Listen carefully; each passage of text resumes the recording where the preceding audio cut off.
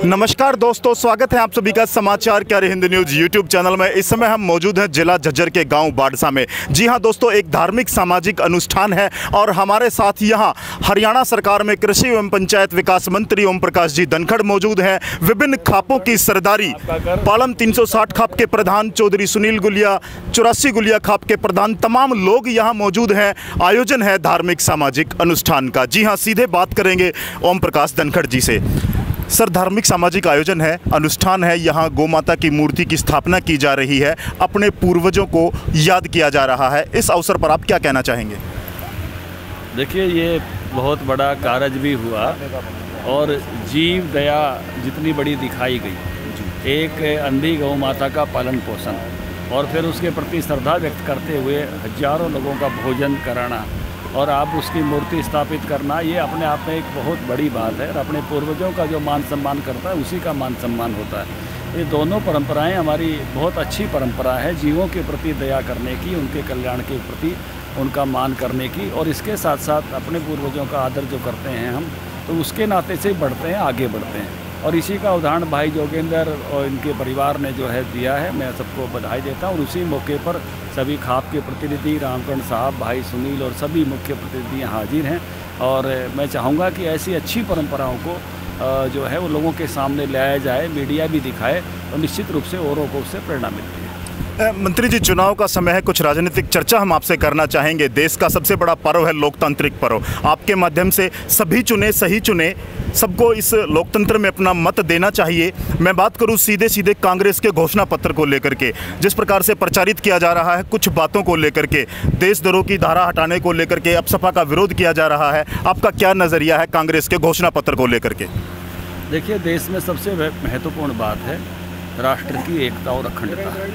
और हमेशा ऐसा होता रहा है कि बहुत सारे लोग कई बार जो है उस मुख्य धारा के साथ चलने की बजाय और कोई अलग तरीका अपनाते हैं। ऐसे लोगों को अगर दंडित नहीं किया जाए, ऐसे लोगों को अगर सज़ा नहीं मिले, तो ये जिसको कहते हैं कि ऐसा एक गैर अनुशासन का व्यवहार देश में पनपता है। देश में एक इस प्रकार का वातावरण उत्पन्न होता है जो देश की एकता और अखंडता के लिए खतरनाक होता है। और ऐसी धारा जो है वो बिल्कुल किसी भी कीमत पर ऐसी धाराओं को नहीं हटाया जाना चाहिए। ऐसे लोगों को दंडित करना बहुत समय समय पर आवश्यक होता है। तो इस नाते से ये जो कांग्रेस ने जो स्टेप लिया है, ये बहुत ही खतरनाक है, देश की एकता और अखंडता को खतरा पहुंचाने वाला है।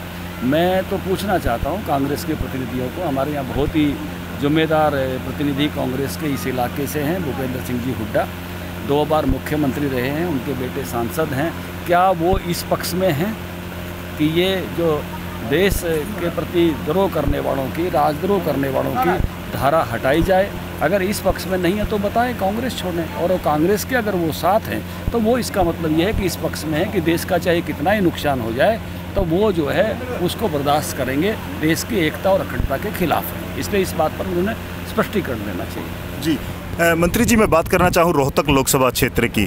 अभी तक किसी भी पार्टी ने प्रत्याशी घोषित नहीं किए हैं। मैं आपसे जानना चाहूँगा संभावित प्रत्याशी, क्योंकि ओम प्रकाश धनखड़ जी का भी नाम आ रहा है, रोहतक से लोकसभा के संभावित प्रत्याशी हो सकते हैं। आपका क्या कहना है? देखिए, दल की जो चुनाव समिति है राष्ट्रीय स्तर की, वो प्रत्याशी डिक्लेयर करती है और सभी दलों ने अपनी एक्सरसाइज कर ली है जी। लगभग जो है जो बातें अखबारों में आती हैं, हमारे दल ने भी अपनी एक्सरसाइज करके जो है वो केंद्रीय चुनाव समिति को बता दिया है, बाकी दलों ने भी बता रखा है। यहाँ का चुनाव काफ़ी लेट है, 12 मई को है, इसलिए कैंडिडेट जो है 12 अप्रैल के आसपास तक ही डिक्लेयर करने चाहिए। ये तो बहुत लंबा समय इलेक्शन का जब खिंचता है तो सब कार्यकर्ताओं का परिश्रम, गर्मी का समय है, और इतने फसल भी हमारी ज़्यादातर जो है वो मंडियों में आके निकल जाएगी, सिमट जाएगी, लोग खाली हो जाएंगे, तो वो एक अच्छा समय रहेगा। इसलिए बहुत जल्दबाजी की जो है वो इसमें आवश्यकता नहीं है। मैं सब पार्टी का आदेश होता है तो ओम प्रकाश धनखड़ जी तैयार हैं लोकसभा चुनाव के लिए? देखिए, पार्टी का आदेश होने के बाद तो कौन मना कर सकता है, वो किसी की हिम्मत नहीं है। वो कहते हैं जंगल में शेर आ जाए तो फिर आप क्या करोगे, मतलब फिर तो शेर ही शेर करेगा। तो आदेश अलग बात है, लेकिन हम लोग समर्पित सिपाही हैं और पार्टी ने बहुत अच्छी जिम्मेवारी यहाँ मेरे को दे रखी है। मंत्री 5 विभागों का बनाया हुआ है, तो इस नाते से हमारे जैसे कार्यकर्ता की व्यक्तिगत इच्छा कुछ नहीं होती है। जो पार्टी का निर्णय करती है, जो भी पार्टी आदेश करती है, जिसके भी हाथ में कमल का फूल थमाएगी उस कमल को यहाँ से जो है जिताकर भेज देंगे। जी, और देखिए ओम प्रकाश धनखड़ जी ने अभी पूरी तरह से पत्ते नहीं खोले हैं। इंतजार रहेगा रोहतक से लोकसभा से भाजपा के प्रत्याशी का। जी हाँ, हरियाणा भर में चर्चित सीट बन चुकी है रोहतक लोकसभा, और आयोजन है, धार्मिक आयोजन है, सामाजिक आयोजन है। हमारे साथ कुछ और इस खाप के प्रतिनिधित्व करने वाले खाप के प्रधान हमारे साथ हैं, उनसे भी जानना चाहेंगे। चौधरी रामकरण सोलंकी जी हैं, 360 के प्रधान हैं, जानना चाहेंगे आज इस भव्य आयोजन पर, जो यह भाईचारे एकता का आयोजन है, अपनी संस्कृति को, अपनी जो सभ्यता है उसको प्रचारित करने का, बढ़ावा देने का एक अच्छा आयोजन है, क्या कहना चाहेंगे?